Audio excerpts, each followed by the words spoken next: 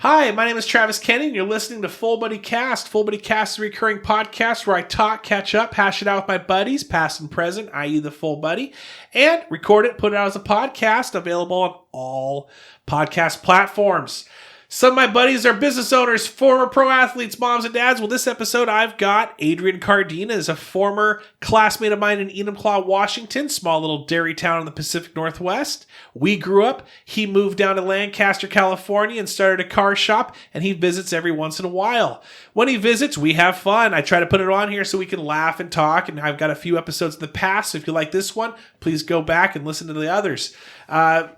Mad shout out to one of our sponsors, Mazatlan in Enumclaw, Washington. That is managed and owned by his cousin Andy. He took care of us this week. And in fact, his brother up at South Hill, Mazatlan, took care of us as well, Poncho. We had a lot of fun with them. And Cole Street Brewery, Sean took care of us as well. Had a great time catching up. So I hope you enjoy this episode. And please hit up those sponsors and let them know that you listen to the podcast. Take care. Welcome to the greatest of the greatest, a podcast that you never knew you needed, with interviews from people you have never met, or maybe you have once or twice, asking questions and knowing more than you want to know about them. You are listening to Full Buddy Cast. Okay, so if you guys are just quickly paying attention to this voice real quick, this voice is going. It's new. It's almost gone. It's new. It's a new voice. It's a new voice. It's the new smoky version. The new smoky version, the 2.0. Adrian Cardenas, we've had him on in the past. Love having Adrian on. He's up here for a little bit. I guess we're supposed to be seeing him a little bit more. Maybe more often. Well, more often. I might have gotten into that last podcast, but maybe not because I got to yapping off another subject. Maybe, but yeah, I thought I was telling you maybe, but maybe they don't know. Yeah, hopefully I'll be coming to pick up junk cars and take them back to Los Angeles with me. Your voice is horrible already. You need to get into that microphone just a little bit. All right. You need better equipment. Yeah, I know. I'm teasing. I do. You need to tell your friggin' cousin to throw me some money. We need some sponsors here, people. I got him. Well, come on, Cole Street Brewery. We need some money. Dude, Cole Street hooked me up with. Okay, let me. No, I don't know what I'm saying. So no, it's okay. Did you hear that story? No, but I remember somebody donated some stuff, but I didn't. Yeah, no. So I've been watching mafia movies like crazy, like mob movies and all that stuff, right? Oh shit! And so one day, and I had Sean's been my. You can if your head's too small. I don't think that's. If my head's not small enough, my hair will cover it. So Sean, I've been repping Cole Street Brewery for several months now, and last summer we did some live events. Anyway, Sean's been a great sponsor. He's been very thorough in just being on the podcast and coming up with stuff. But money wise, all of a sudden, like he just dropped. He said, "Hey," messaged me because I was working in my house, and he goes, "Hey, I dropped something off in the podcast room." So I go out there. I've had to buy a hat before. Too cool. I had to buy a hat before. Okay. He gave me like a $5 discount. But sitting on the podcast table is this hat. And I lift it up. I'm stoked. It's a free hat. I'm like, sweet. Definitely. Hooked it up. Hell yeah. Pull it up. There's rubber banded cash underneath it. And then he said, "Hey, save the receipts." But he gave me about $1,000. He said, "Hey, upgrade." So what you're speaking into right now, what's on your head, this right here, all this is upgraded equipment. Well, that is a very cool gesture, man. Yeah. Very cool. Shout out to Sean. Yeah, they're very cool for Sean. Did you ever roll with Sean or see Sean or know Sean back in the day? Yeah, me and Sean know each other. I'm sure he knows me, but we were just in passing. Let's see.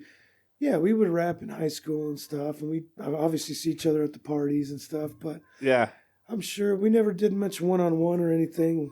But we were in the same circles running around back then. You can't be pushing away from that mic. I keep getting away from it. I know. Yeah. I feel like there's a penis coming. This is in your own mind. All right, here we go. Yeah, that's what does that say?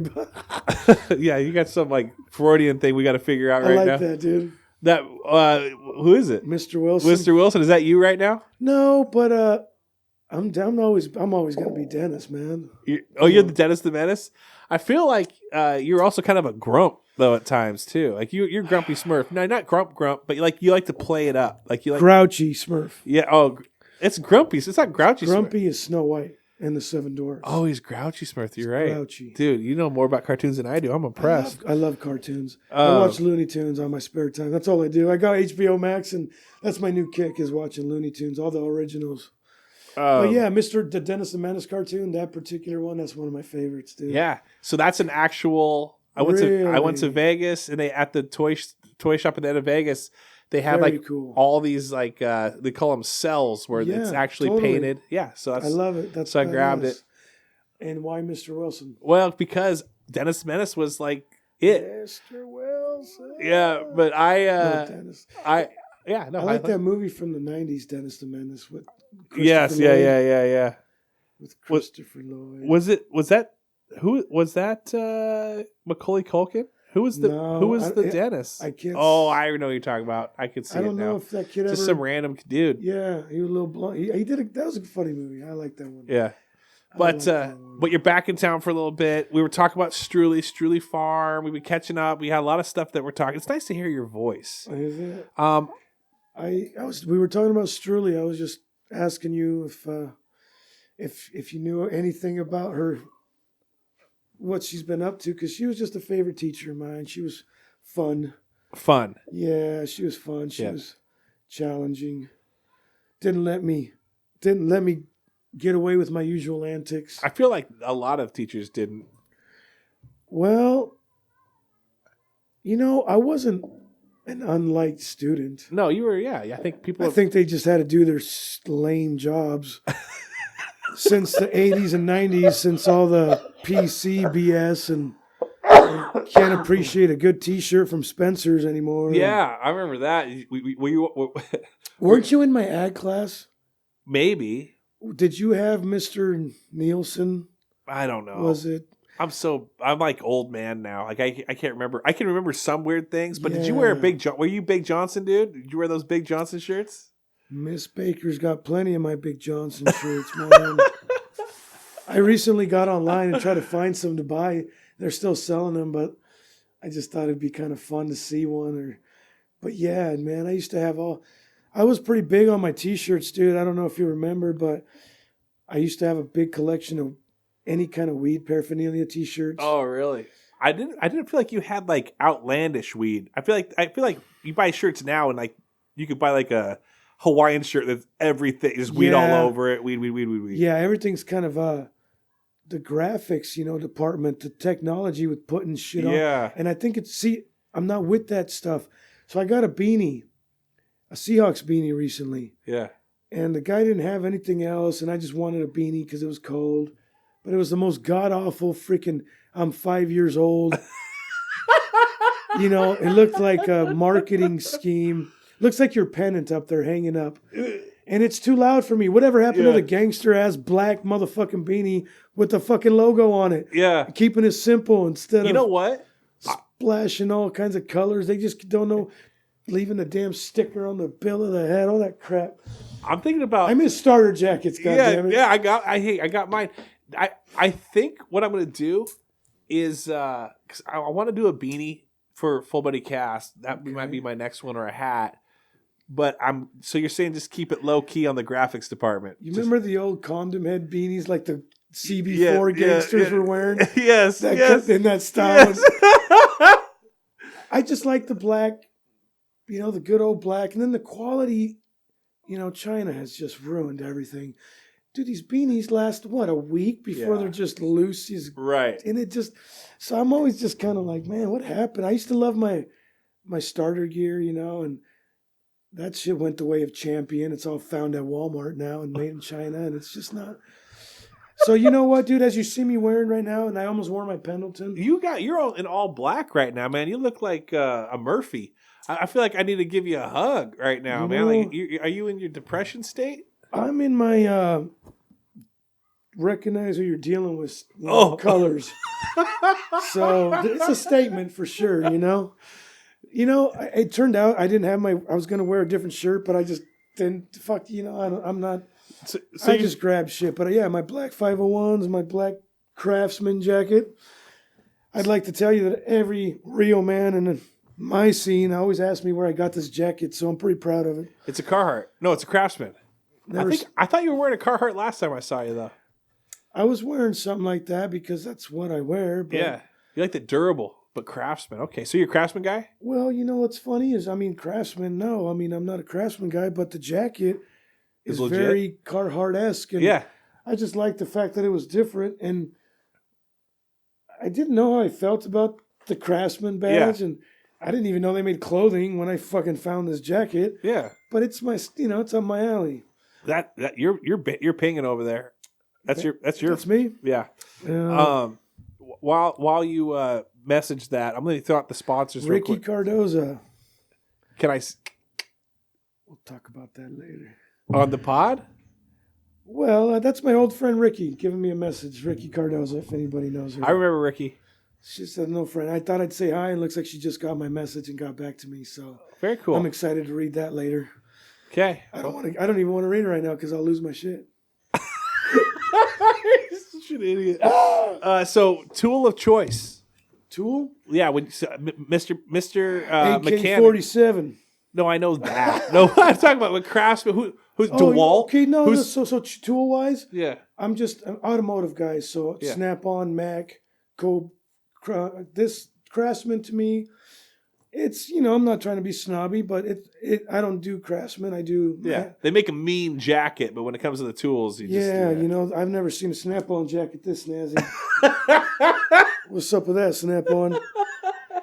Yeah, you know what? It's just a Carhartt looking jacket for those that are out there, and it's just a Craftsman brand, and it's black, but it's like a jean canvas material.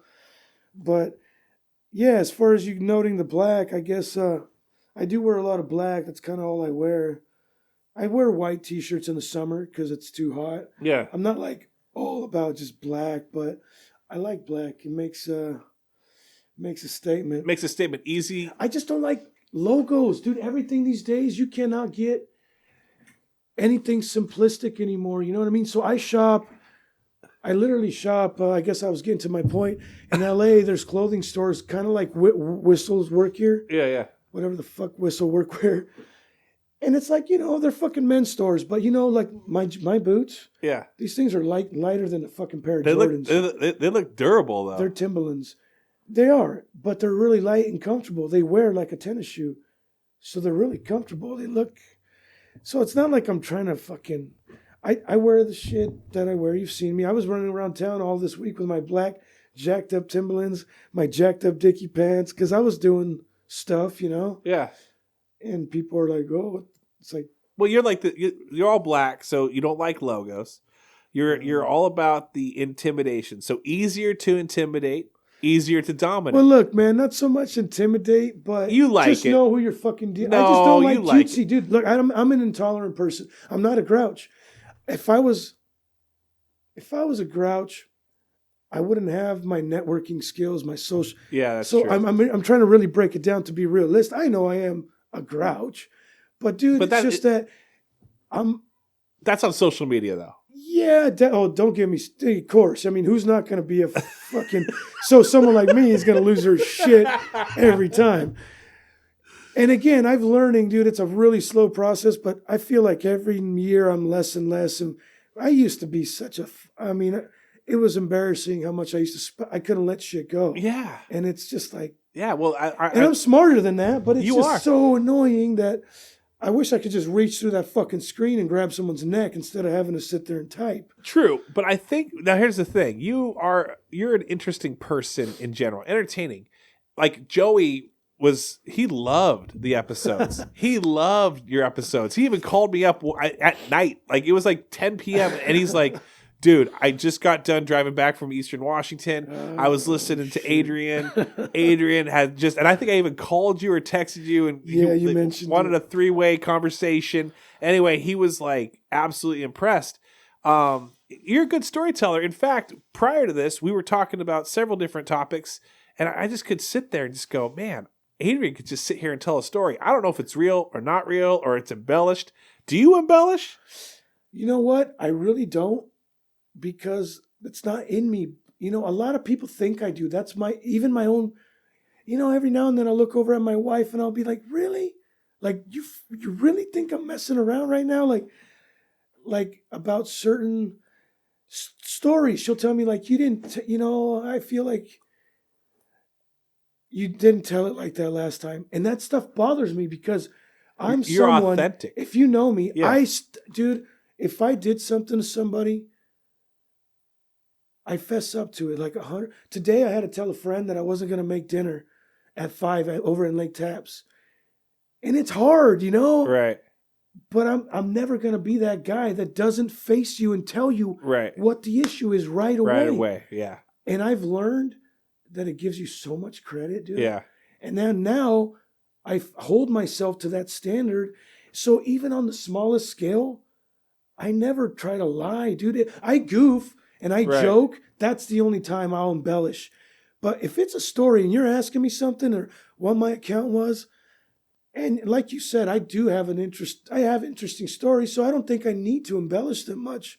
And the fact is, I do a lot of stuff that I don't even tell my good close friends or my wife.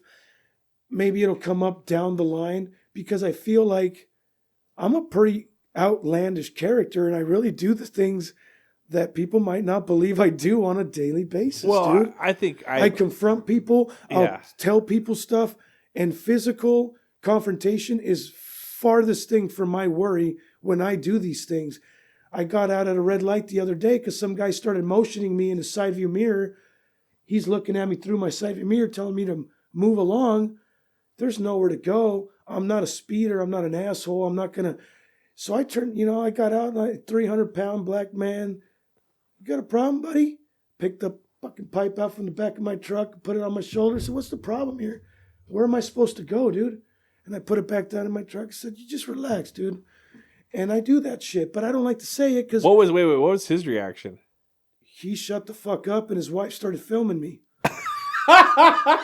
So you tell me, why would you do that to somebody? Right. There's clearly 7 cars in front of me. We're doing 55 down to 60 fucking... And this guy has, so people, I lose my shit on a daily basis with people because I am not the guy that's just going to roll his eyes and let it go. It's like I have to tell this motherfucker. And it's more of a, first I want to tell you what I think. I'm not trying to fight you right off the bat. I just want to tell you, so this guy, like I said, where do you want me to go? Right. Where am I supposed to go, dude? And, and then furthermore, for the me, I picked up the pipe just to let him know who the fuck is talking to him, because I will do it right now. I don't care. There's so many assholes out there, Travis, that get away with shit. I'm not a piece of shit. So if they get away with it for the wrong reason, I'm going to get away with it for the righteous fucking reason, brother. And that's how I feel. That's how I care. That red light. That's the righteous thing. Just get out. Well, I'm just going to... You don't talk to me through a mirror. You're trying to talk to me. Okay, so it's the principle of it. It's the principle of shit. It's always the principle. It's okay. I got It's always the motherfucking principle. I always do the right thing, bro. I don't do little. People do chintzy, weird, scandalous shit, and it's all right. I used to, maybe weird, like not like. And I'm not talking about thieving. I'm just talking about. I always try to just. I'm a lucky dude. I don't need a lot of things. So I don't take and I don't do, dude, like I just, I walk my motherfucking shopping cart back to the goddamn shopping fucking stall every fucking time. Shout out Hollygraph. Hollygraph is going to love that. God damn it. And when I see a motherfucker that ditches it like a coward, like I've seen fools, I'll fucking stop. Hey, you dumb you're a piece of shit. You know that? And I'll stop and I'll tell him that's what you are. I did it to a black guy at Costco last week. Oh, man. And I thought he was going to maybe buck up. And I only say that because in LA, a black or Mexican, you better be ready for it, homie. They'll, so, but I'm not, again, I rolled my window down. I'm just strolling by 2 miles an hour. I look square. You're a piece of shit. And he's like, oh shit, he looked like he got caught and he felt stupid, Okay, so here's one for you. Here's a good one for you, Travis. You want to hear a fucking story? It's just, as long as it's in the microphone. So 3 weeks ago, 7 months ago or so, I don't know. Well, wait. You went from 3 weeks to 7 months. Is this statute limitations right now? You're like a little worried about? No. Yeah, that would play into something like this. I'm sitting in my living room. I'm looking at my security cameras by coincidence for whatever reason. And I spot a little young 20, I say young because these guys are all fucking children these days, into their 30s. He's about 25, 6, but he's a tweaker, so God knows what. He opens my fucking mailbox with all the casualness of the world at 2 in the afternoon. Just opens up my mailbox, dude. It's a big 2-foot mailbox. And I just kind of did a double take at my camera, like, really? I, with all the calmness in the world, walked out to the back of my property, and I know he's walking around to the back at that point. And through my 6-foot chain link fence with slats, I say, hey, did you just open my motherfucking mailbox? Just like that. Fuck you. All right. I pick up a rock. I lob it over the fence. It goes near him. And all of it, 1,000, 2, 1,000. I feel a fucking dribble of Pepsi hit my fucking cheek. And then I look up and there's a pop can flying over my fence. And it hits the 63 fucking Thunderbird that's sitting behind me. I was getting ready to go to motherfucking San Pedro cruise night. I'm all fucking G'd up from the feet up with my guaraches and my fucking shit. And I sprint through my fucking yard, jump on my chain link fence, and hop that motherfucker like I'm running from the Enumclaw police. And the kid picks up his skateboard and starts swinging it at me, Yeah. And I'm right away, instantly, my neighbor's out in his front yard, whose house we're in front of now. He's having a barbecue with his family. Wait. Is it? Am I picturing like they're sitting down, little light music, little Hall & Oates going on in the background? Little Mexican banda music. Enjoying this good vibe. Got the 5-year-olds to 7-year-olds, girls jumping on the trampoline. Yeah, it's having a time. I can smell the carne asada from afar as I lift my fist. No, so he starts swinging the skateboard at me, man, and I just kind of laugh, chuckle, take a step back. I go, make it count, motherfucker. Take your fucking swing and you better make it count. And I'm going to fucking kill you right now. And so I did just that. He took his little fucking weak-ass swing. I fucking charged him, put him on the ground. I sit on his chest and I'm bouncing his head off the fucking asphalt. Oh my gosh. He literally started crying out, I'm sorry. And my neighbor's like, you're going to kill him. And I'm like, what do you think I'm trying to fucking do? Fuck this guy. What did he do? He said he opened up my mailbox. Did he get any mail? And I'm sitting there just beating him. Oh. No, but fuck him. His girlfriend's standing there and I'm talking to her. You're really hanging out with a piece of work, aren't you? What the fuck you hanging out with this loser? Oh, and his girlfriend that was with? Walking with him. Wow. So that's why this guy had this little fucking attitude thinking he's punking some douchebag.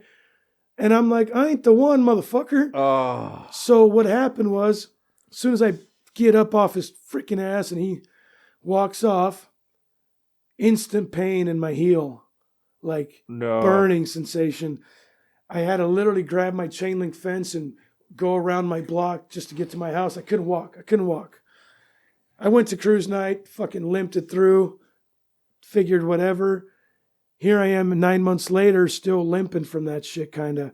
And it's affected me. You think it's Achilles tendon or something like that? No. It's a bruise. It was a bruised heel, which takes long enough to heal. I'm hoping it's still just trying to heal. But I don't know. It just cramps up, tightens up. I can't explain it. It's a bother. It's not a big deal. But here's the story is this. So I had to tell my customers, I'm going to be down. I'll set the paint of fucking El Camino the next morning. Just didn't happen for another 3 weeks because I couldn't walk.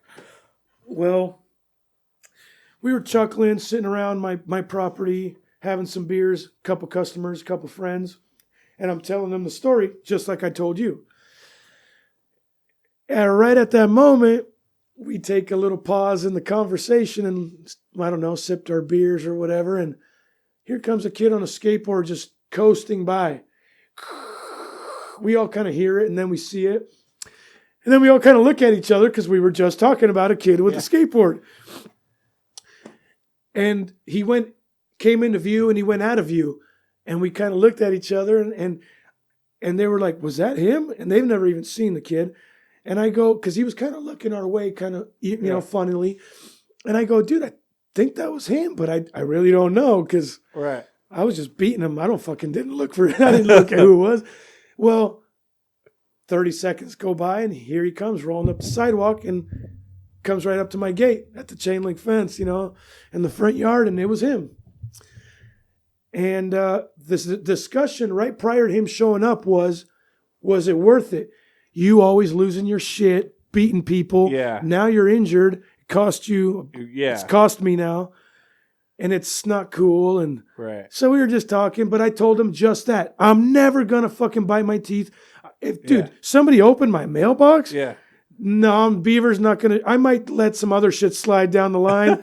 That's never going to be one of them, dude. Touching my shit, no. Right. A punk ass vagrant, the disrespect level of that, no. So I was telling him, no, I'll do it again tomorrow. I'll do it again right now. No, I ain't going to change my mind on that. There's not enough structure in these fuckers, and it's not the way I was raised, and it gets me. It's my flaw, I'll tell you that right now. I wish I could let that shit go sometimes, some cases. But the kid proceeds to tell me, I walked right up to him, go, what's up, man? What are you doing? He's like, well, I wanted to come tell you, man, that I want to apologize for what I did. What? I want to tell you that wasn't me. I don't know why I did that. And proceeded to apologize very correctly. And I told him, well, you know what, dog? I said, you see that behind me? And I pointed to the crowd of fucking Mexicans behind me. I said, you're lucky you caught me by myself, bro. I said, I like to show off, and I did a little show off for the neighbor, but I said, not only did you pick the wrong house, but if I'd have had any of these boys right here with me, you might not have left this property, dude. I said, and I'm being real. I would have yanked you in here and had some fun with you. I'm not fucking around. I was on my way to cruise night, and my gate was locked. You're lucky. Yeah. And I had a hop it and all that, and I told him, and I said, and I got injured, bro. I said, I haven't been able to fucking work in 2 weeks, and I'm not too happy about that. And as a matter of fact, I've been promising these guys that the next time I saw you, that I was going to fucking break you off for my anger every goddamn day that I'm limping around thinking about you. So I told him all this. He's like, oh, I'm sorry, man.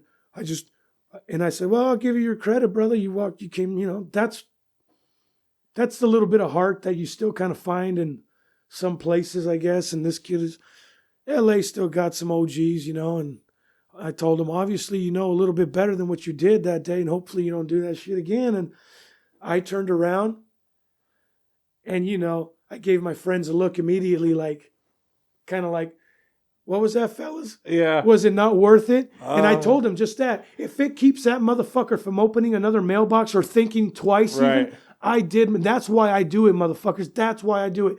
If he comes back and apologizes, then that's just the cherry on motherfucking top of what the fuck. So that's my community motherfucking service. Don't ever say Beaver don't do nothing for the motherfucking community.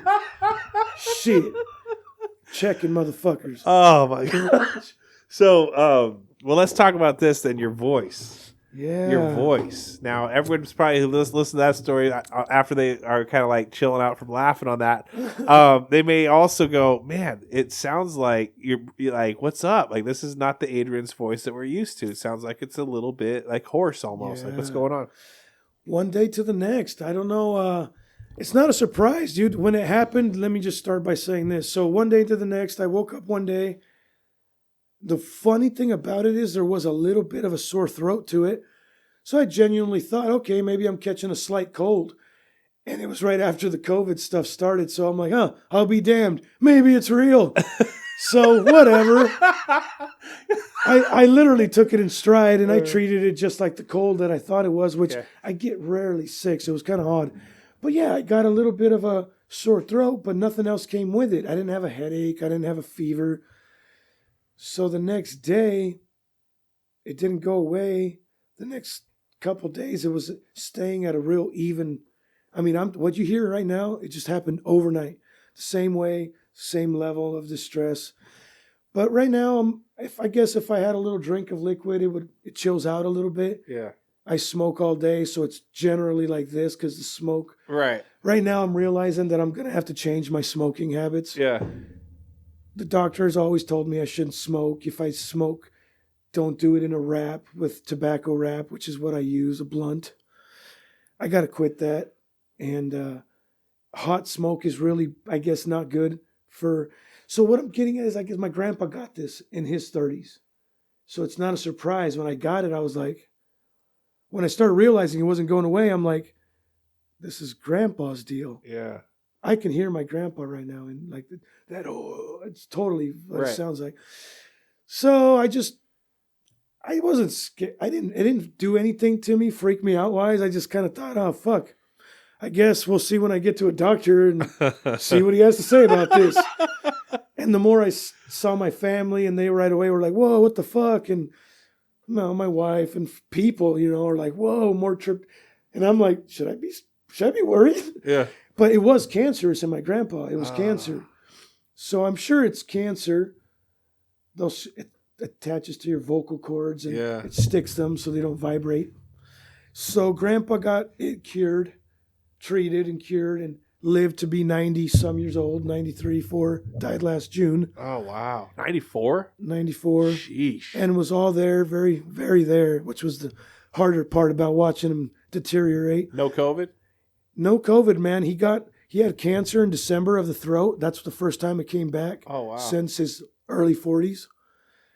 And there was nothing they could do for it at that point. I had been taking him to all his doctor visits, so I'm the one who broke the news that there's no treating this. Start thinking about the shit. Whoa. And it sucks because my grandpa was really there. Dude, he was on Facebook every day. He was so computer literate in his old age. He was your burner account? Every time you got banned, you jump onto this? Yeah, Grandpa, let me see your iPad. God damn it. Got banned to get him in jail for 30 days. So I'm expecting to go and probably hear some bad news. But I'll tell you right now, I could give a fuck less. And I'm going to ask the doctor if this is all that's going to be the fucking result of this. I don't want to do shit. And I don't give a shit if it gets progressively worse slowly. I mean, it depends on the rate, but I'm not the one, dude, to give a shit. I've lived a good life, and like my family's like, you gotta spend 7 months, 8 months. I feel fine. I don't know. I like it. Does your wife like it? Because she's worried, dude, because obviously I want you to be around, but yeah, dude, she's the one, like, she's like, when you get back, you're gonna have a doctor appointment, because I had to get my health insurance renewed and all that shit. And I literally lost my shit on the phone like 5 attempts trying to do that with these stupid... I'm not cut out for that shit. I'm very smart, dude. I did what I needed to do. And when you got people telling me that, no, now you got to do this and send me that, I literally was like, you know what? Click. So...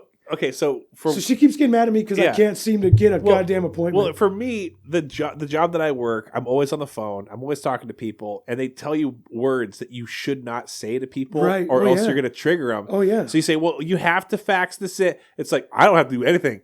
Done. Yeah. Well, you have to get you need to. It's like, you tell me I need to do anything. You know what, Travis? I'm not like that, bro. I'm not a person that you can tell me shit. I like intake. I've never been one that's beneath being told shit. And even when it bugs me, I'll let someone... There's a lot of things that bother me, but that's not one thing, dude. So my wife nagging me, I'm not a like a machismo, male dom. I'm just not that guy. Yeah. I'm just a plain old intolerant motherfucker. I'm not like, dude,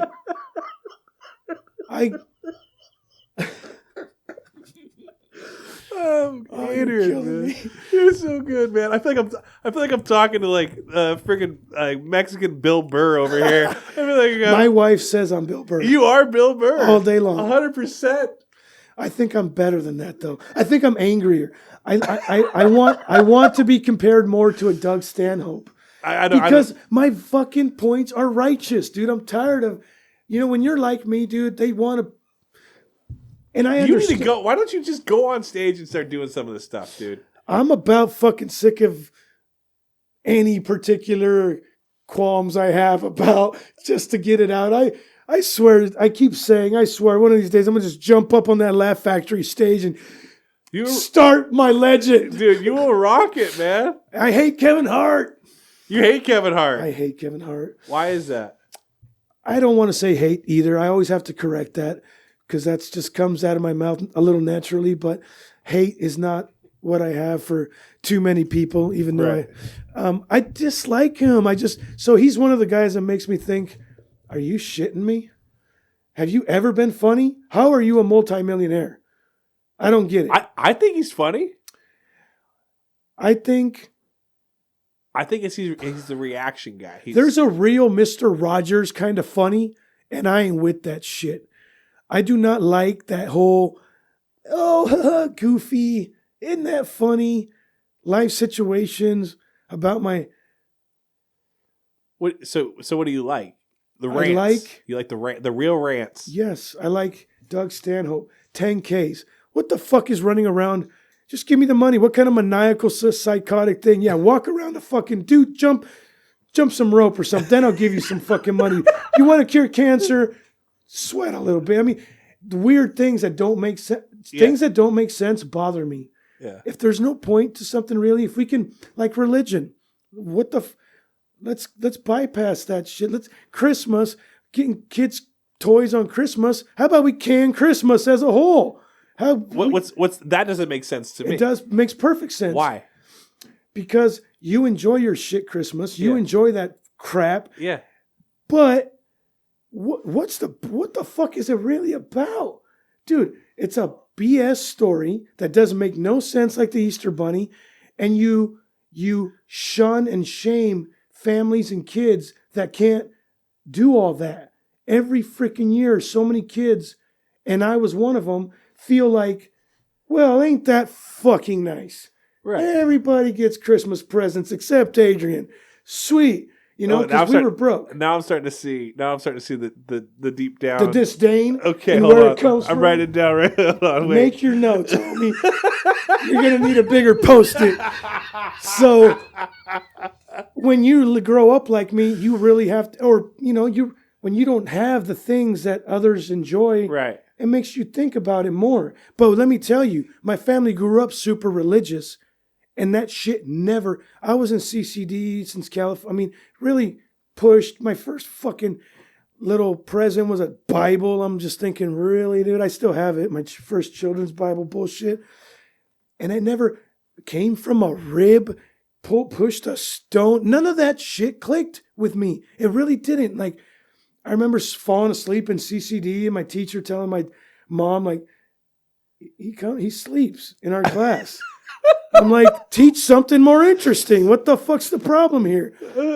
I guess what I'm saying is, dude, it's fine if people choose it, but the way it is, and it is a choice technically in this country, but it's just so pushed all up in your freaking face. And the fact is, none of it makes sense. Makes sense to me. The Virgin Mary makes sense to you. Makes sense to me. Well, then I have a whole nother fucking subject matter to talk about with people that, why the fuck would that make sense to you? You're a rational guy. Yeah.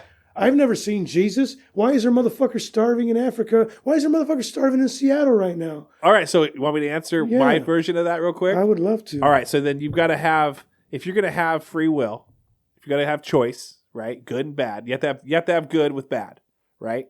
So you have to allow bad stuff. People to make choices. We're already starting off on a bad start, but I'm going to let you talk. All right, here we go. So bad start. Let's say that you're God right now. Okay, you create some minions. You create some creatures, but you give them choice. Do you want robots that are going to worship you, or do you want people that are actually make a real choice to follow you and listen to you and be a part of your creation? What do you want? What do you want? I'm already Chuck. Okay, I'm going to answer that. So ask me again. Okay. So because I was already going into it. so if you are God, already implausible. Go ahead. Okay, you make a creation. You have a creation. Right. Do you want robots to listen to you and follow you and serve you, Or do you want someone who's going to make the choice? They're going to say, you know what? I want to follow you. I want to be part of your life. I want to, do you want an arranged marriage, so to speak, or do you want someone to choose you because they love you? You're kind of losing me already, because my whole thing is, if you're creating them, do it to the best of what you want out of it. So yeah, if I have the ability to create, then I'm going to make you all my slaves. No, see, that's what I'm saying. No, but it don't make sense to begin with. No, okay. So now we're going down that logic. Okay, you don't want robots. You want people to choose you. So you have to give them a choice at this point: good or evil, bad or good, right? And so in allowing bad to be there and evil to be there, then you have to allow people to make bad choices that are then going to have consequences, just like good choices have good consequences, right? So if you get somebody, let's back this up even more. We're gonna zoom out like it's Google Maps. We're zooming out. If someone repeatedly makes a bad decision, and then those people repeatedly make bad decisions, and then it flourishes bad decisions, you're going to have poor economies. You're going to have dictators. You're going to have people that want power. They want to be worshipped. They have all this stuff going on. And so then that's going to create children starving in Africa. That's going to create bad stuff going on. But from your perspective, if God is good, if God is all-knowing... Where would we get bad from? Why would he ever even introduce that? Because to have the choice No. Why wouldn't you want a utopia where everybody's kind of on the same vibe? I mean, why does there have to be bad? There doesn't have to be. Is that love then? Let me ask you this. Is that love? Would you want an arranged marriage with a wife, or would you want a woman to choose to love you and your faults, to love who you are, to love you? It's definitely all about the choice. Right. But the choices shouldn't be between us being scared of bad things. My point is, if there's a God and he creates shit, why don't you create nothing but pleasurable? So he has those things too. Yeah, but people still choose. Do we not have friends that we went to school with that could have made better decisions in their life and had a great life? They were already set up to succeed, and instead they chose some bad shit that ruined bad stuff. They came from good families always together, doing family things. And they're like, no, I want to do this instead. And they lived in so you're going to have that. I don't know, man. I mean, the fact of the matter is, I know I'm not going to change your mind, but this is where it's coming from. I can't even grasp what you're saying, man, because this is so far above you. I get it. Now it got to be. It's so far above me. It's floating like a helium balloon. It's just that it complicates and it could be so much simpler. And I guess there's a lot of unintelligent. There's people that are just not very intelligent. Right. In these societies. And that's just what makes it. So what I think you and I are saying is this: if people are doing it just because it's tradition, and I think there's a lot of that in the Catholicism, in the Catholic Church, is, well, we do this, it's tradition. We do this because it's tradition. And that was always a very annoying response to your answer to questions too, about that was something that I just popped in with. Right. I hate getting those kind of it's what we always do. Yeah, and it is the very Catholic thing, right? And it actually, but it's absorbed into even the Protestant church. And you look at the American church today, which I was a part of. I was a minister. I was a junior high youth pastor, and what I noticed was, and I'm not saying that this is. If you go to church, it's great. I'm not against church. I like church. I go to church, but I don't go to church all the time. But what I've noticed is that if you feel guilty for something because you made a bad choice, you chose to do a bad thing in a moment, you feel guilt. Well, what's the easiest thing to make it, rather than change your life, rather than actually make a decision to go, you know what, I'm tired of making the same bad decision over and over, so I'm going to work my way out of that.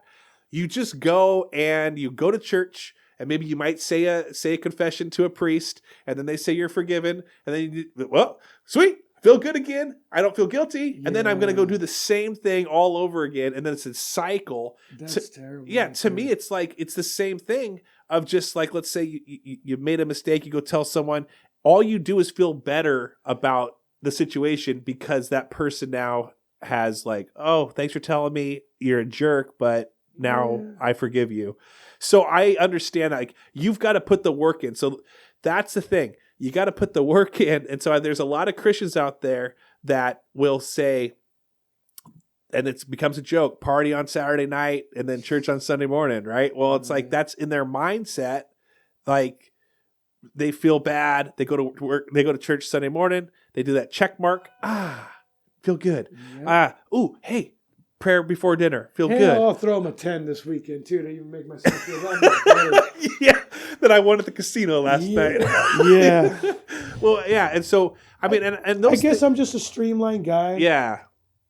And it plays into the way I just like to. And again, it comes from this delusion of thinking that you could ever really. I understand the need for some of these psychos to get turned over into something. So I totally.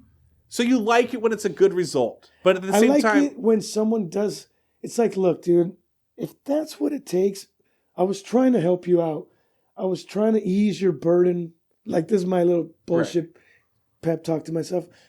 But, in the end, this is what I tell myself. In the end, and this is how I truly feel, because I don't have anything against other races or any sexual preferences. It's not my fuck. If it doesn't affect me, I'm not going to really have an opinion on someone's other gig unless you like import cars or something like that. But, Yeah, right. I just try, but I guess, in the end, I can shrug my shoulders and say, hey, whatever it takes, man. I guess whatever it takes. Whatever it takes, yeah. I would just like to point out, though, it seems like all the bigger minds, wealthier minds of history throughout, and even there's not a lot of believers, a lot of the movers and shakers and doers. And yeah, there's some really vague stuff those religious people like to bring up that Albert Einstein said or whatever, but it's in the end. Yeah. In the fucking end, it's none of my business. And I bring it up and I get into it because it seems that ever since social media, and being that I do have that chip on my shoulder from how I was raised and in my family, and not to mention other violations that were done upon me that have nothing to do with being poor, and then to receive the hypocritical treatment, it's not, it just leads you to fucking question. But in the end, dude, I'm just for anything that keeps people minding their own business, or there's just, in the end, there's not a lot that bothers me other than just the people that affect other people. Like, it's too bad there has to be stalkers, murderers, thieves. Right. That's the real culprits of things. And I got the label through Facebook, I guess, within my friends and family of hating God and this and that, but I don't hate God. He doesn't even exist. So it doesn't matter to me. There is no fucking devil, I don't care. And I'm not going to, and in the end, I feel like an asshole when I beat up on people. That's what I think I think that it's not that, like, we know what you believe. I think it's how but I feel it's how you hit them hard. And I feel like I'm only giving them what they give us in a twist. In other words, how do you know that doesn't offend me the same way when people are like putting their bullshit season is the reason is Christmas and all that. Okay, so this is the thing that's so funny to me. I didn't realize it until this whole Trump, Biden, Republican, Democrat. If one person does this, then it's like, oh, that's terrible, that's terrible. And then someone else does the same thing. And it's like, oh, see what you guys did. And then they just go back and forth. And it's like, to me, it's insane. The other insane thing to me is that Christians treat America as if it's like the Holy Land. Yeah. It's like, oh, we need our guns. And I'm not against guns. You're taking away our God-given rights. Right, and it's like, and then pretty soon, this is what happens. You take prayer out of school. Oh, because we took prayer to school? That's why guns are... I mean, it's like... Yeah, the connections made, huh? What? It's incredible. And it turns me off to it. Yeah. Where it's like, whoa, guys, like... Yeah. If you Don't bring my shit in there. Yeah, if you're looking at what Jesus said, hey, give to Caesar what is Caesar's. Like, that's the country. Like, that's here. That's over there. I'm not worried about that. I'm not here for this. Yeah. And I think there's a lot of people that are like, oh, they're infringing on our rights. I'm big on, I'm not big, but I just don't, I agree with the separation of church and state. Dude, right. It doesn't need it. And we are American. Dude, there is so many other religions and people. So if you're going to you want respect for yours and you respect everybody else. Right. Simple as that. I'll respect none. I didn't think we were going to go down the whole religion, yeah, I know. political. And I think we need to go away from it because it's not fun. But I think that people. Yeah, you know what? Yeah. I'm always badgering and it's, and as soon as I get into it, like right now, I just realize how silly it is even for me to argue that kind of. But see, you like that. You like bouncing that head off the pavement. You like sitting there and dude, I like to punish people. I like punishing people. That's the term that deserve I've always, it, that need it. That's the term I've always used, Yeah. bro. There was a kid I went to school with. You know him. I'm not going to say his name. When I went to J.J. Smith, and I was a new kid, so nobody knew me. And the only reason I ever got left alone or some kind of clout was because I was the Cardenas' cousin when I moved here. But I would see, let me tell you a little difference between Cali or bigger cities and small town. Small towns are cliquey. Yeah. We're friends, we're cool, you're not, you're preps, you're this. So I saw that right away, dude. I never experienced that in my fucking, up until 5th grade. It was just, because they're so big. Right. And it was more like we're just all a bunch of broke-ass beaners, and I went to school with white kids and in my area.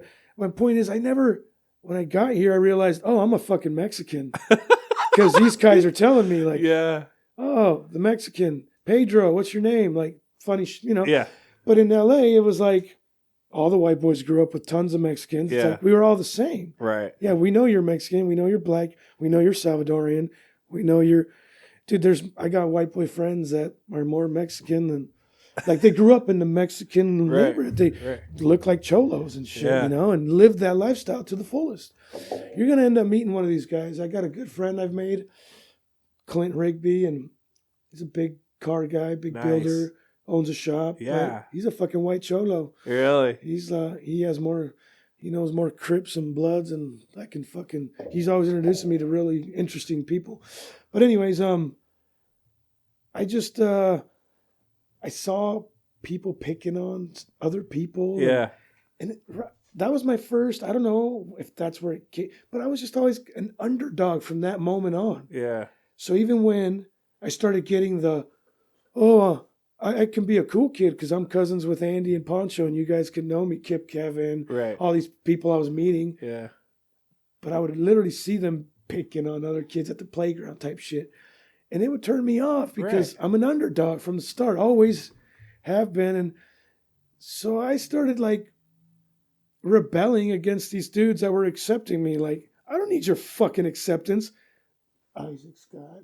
Fuck you.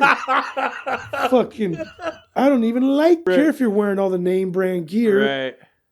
Right. There's another guy who comes to mind who I'll tell you, and fairly looked like he was from the outskirts of town kid, but dude, I remember clicking with him because he saw one of my magazines. He's like, oh, I have a car like that on my property, and 58 Impala. I'm like, you got a 58 Impala on your property?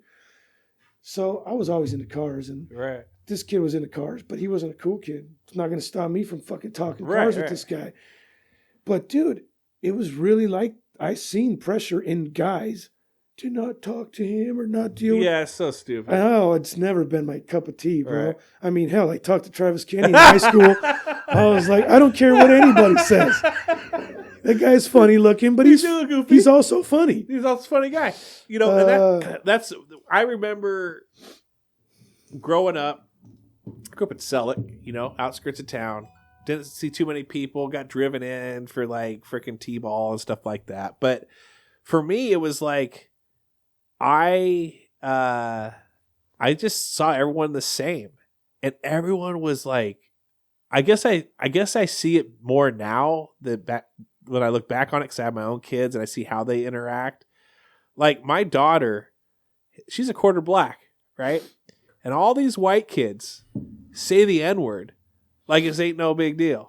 I can't stand these New Mexican kids using that fucking word all the time, and it like crushes my daughter. Like, in fact, it was at her birthday party. She turned 16. These girls came over, and it turns out that they were saying it in a complacent, just like you. No, not like the hard R. No, okay, yeah, that's the thing, dude. And at that point, it's like, but still, that still bothered her at her own birthday.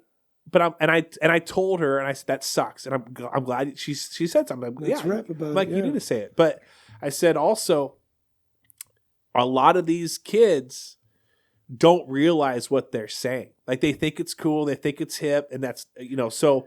So don't take it. Don't take it too serious. I mean, I'm not saying like ignore it. Like, no, you need to say something about it. A certain way. And if you need, if it's poisonous to you, then don't associate yourself with them. Right. But at the same time, I mean, there's people that I'm shocked to hear that, dude. It's crazy. In this town that word's being used. Really. But are you serious? We never did. Yeah. So let me just say a couple this: people did in LA right now. The OG Mexicans and Latins are losing their shit because all the young Mexican Latin kids. That's all you hear everywhere, out in public, in restaurants. It's their word now.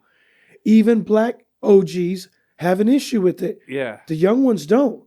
It's really become a word. Yeah, that's being accepted. And I always throw my hands up and say, I don't have a dog in this fight.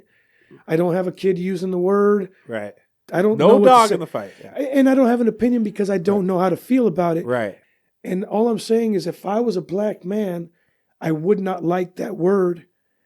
And I have my own, I know a lot of OG black dudes, respectable, and they don't like it. They don't like their own guys. They don't like their own, people using it. So I think it's like even they, so they'll tell me it's how you were raised. Right.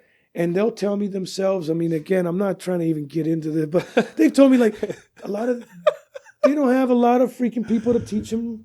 Look, Mexicans are very... You know what's a good thing is to veer off from religion and politics and go right into social justice and words not to use. Dude, why don't we just freaking change the whole concept of your podcast here? This has got... Yeah, we got off to the wrong track. What else? Hey, let's talk about gender identity. Yeah, why don't we? Jeez, dude. No. It's complicated these days, bro. There's so much crazy shit. That's why me, dude, I mean, I'm stuck in another era, and that's where I have to remind myself I can relate to the new shit, but I guess what I'm trying to say is I picked mine. I want to be in a classic car guy. I want to dress the way, so I just keep telling myself and I'm constantly a work in progress, dude. I always say, I've been learning the last few years, how does it bother me? Go about your business because, dude, I have a good fucking life. That's what it all comes back to. So when I get convoluted in all these things, like if they may affect me, yeah. I have to start asking myself, dude, am I going to interrupt all the good that I got going? Right. With this, whatever this may be, this conversation, this thought, this way of feeling, because kill the vibe. In the back in the day, I mean, look, I've always said it took mushrooms for me to break away from the nasty way that I talked about. When you were talking about your daughter, what popped into my head is the stuff that I would hear come out of parents' mouths growing up here in Enumclaw when they introduced me as my Mexican friend or this is Adrian, and he's Mexican. I was always like, that has to come into play, huh? Yeah. And not only that, immature ass parents would, say inappropriate things. Like what? Oh, dude, like jokes, more than jokes. So it varied. So calling me Pedro, Okay, that was started by a father. Oh. I never took offense to this shit. You know But what still. I mean? But they're lucky because we had that. I could in my head be, you stupid fucking cracker motherfucker. Yeah. You wouldn't make it a second outside this fucking town. I took a lot of that shit in stride because so this town had very old, you know, in the 90s when I moved here, it was still, and there still is. All I'm saying is I've never been timid. It doesn't scare me. You come to fucking LA and see how we talk about you motherfuckers, you know? So I take it in stride here and there, but it does bother you. It gets old. It gets old. It's not funny. How many times could you walk into a room? Oh, hey, Paige. It was like that, dude. All the older brothers, all the fucking goofy chew spitting rednecks. It was like, yeah, dude, I get it, bro. You know, but I always had cracks and snaps. But when you're outnumbered, it's like, yeah, whatever. But well, you know, you held your own. It bothers you. So all I'm saying is, I get what your friend is, your daughter is kind of feeling with that right there, because and I'm giving you vague stuff, but I mean, I heard scary shit come out of. I went to people's homes where I was like, damn, like that's an adult. You know, I was still a child. And I'm thinking, that motherfucker had no quarrels telling me what he fucking thought. And I had enough decency and sense instilled into me, even at that motherfucking age, just to know that I often thought this. You don't tell kids that, dude. You don't even talk to kids about that. You don't even bringing shit up. Right. Asking a grown-ass adult, asking a kid something on the spot in front of the rest of the crew. You know, just singling you out pretty much. Right. No matter what the fuck it was about. Just a singling out always. And I took it well. I felt bad for more timid types, other kids in this town that I knew of that weren't as brave. You know, for one, I could take it, and if I had to take it further, I could. But I guess for the weaker, I felt bad. We were talking about our old schoolmate who might have gone through stuff like that, and even him. It's just a fucking different. I always hope it's a different time, and I always feel. I remember getting told by my cousins here, yeah, there's Mexicans at the Enumclaw High School. I'm like, really? Oh, that's good to hear. There's more Mexicans than the 3 I went to school with. That's cool. And there's actually a lot. I'm like, wow. But yeah, man, we got off to a fucking different subject matter than. Dude, I know. All right.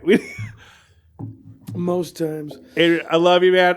We gotta shut it down at this point. Shut it down. I'm glad that you came on. I appreciate everything that you've said on this podcast, whether I agree with it or I don't. I appreciate who you are. And everyone, thanks for listening. You know, if we get Adrian again, send me some messages and questions that I can ask this guy, or even a story or two. Maybe you remember him and remember a story, and I can share that, surprise him with it. So hit me up with that next time we get together, and we'll air it. So appreciate it, dude.